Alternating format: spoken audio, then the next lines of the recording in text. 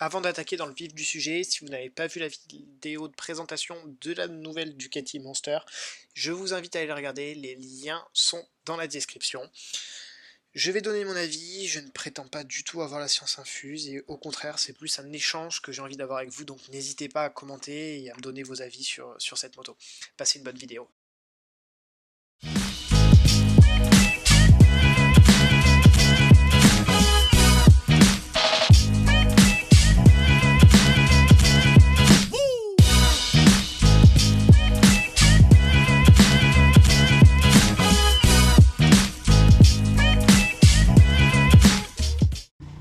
Comme vous le savez certainement, hier à 19 h, Ducati a annoncé la Monster et la Monster Plus. Cette moto risque de faire polémique. Pourquoi ? Ducati a toujours eu un ADN très sportif, un joli son, un cadre treillis et une âme qui ferait pâlir les plus solides d'entre vous. La Ducati Monster a-t-elle toujours cette âme ? C'est la question à laquelle je vais essayer de répondre dans cette vidéo. Avant toute chose, on va faire un grand bond dans le passé. 2020 à 1993, on se retrouve avec la première Ducati Monster. Cette moto, à cette époque-là, c'est une vraie révolution. C'est un des premiers roadsters sportifs, c'est incisif, c'est puissant, c'est une sonorité magnifique. Et en plus de ça, c'est un prix abordable. Les Italiens font peau neuve et marquent un très très grand coup dans le monde. À tel point qu'avec cette moto, ça leur permet de faire une croix sur leur souci d'argent. Et la Ducati Monster sera vendue à 350 000 exemplaires jusqu'à aujourd'hui. Avec ce New Monster, il n'y a plus de cadre treillis, il n'y a pas de monobras. La ligne et la courbe a elle aussi évolué. Et beaucoup de puristes pourraient dire que ce n'est plus une Monster, qu'il faut changer de nom, qu'on ne peut plus l'appeler de cette façon-là, qu'elle a perdu son âme, qu'elle a perdu sa vie, qu'elle n'est plus destinée aux mêmes choses, que c'était mieux avant.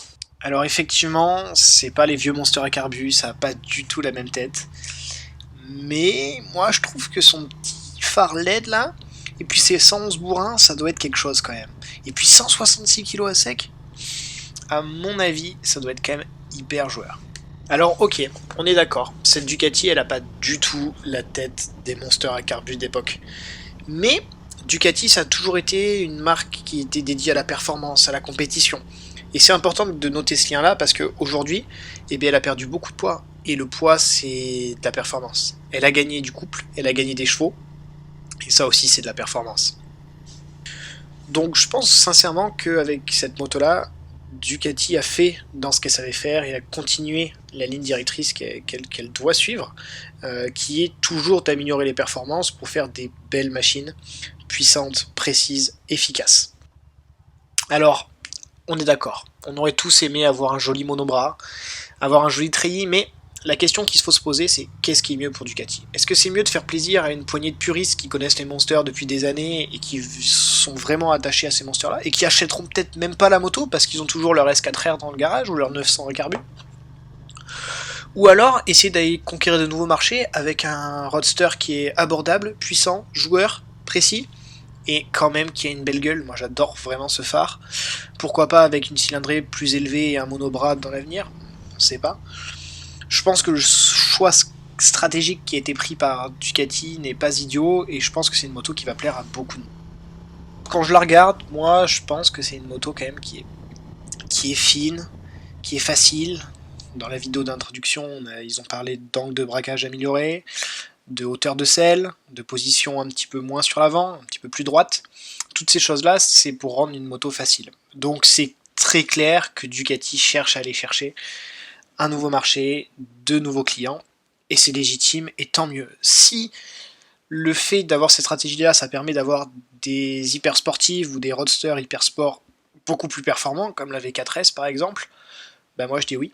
Je dis oui parce que j'aime les belles motos, et même si la Monster n'est plus ce qu'elle était, la Monster est toujours, et sera toujours une moto très joueuse et agréable. Maintenant, pour être honnête, il faut l'essayer cette moto, et je pense qu'on ne peut pas se juger uniquement à une présentation.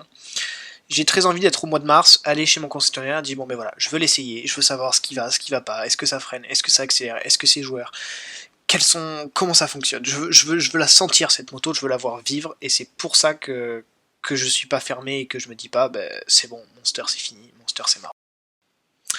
Pour répondre à la question que j'ai posée précédemment, est-ce que l'âme du Monster a été perdue avec ce nouveau modèle?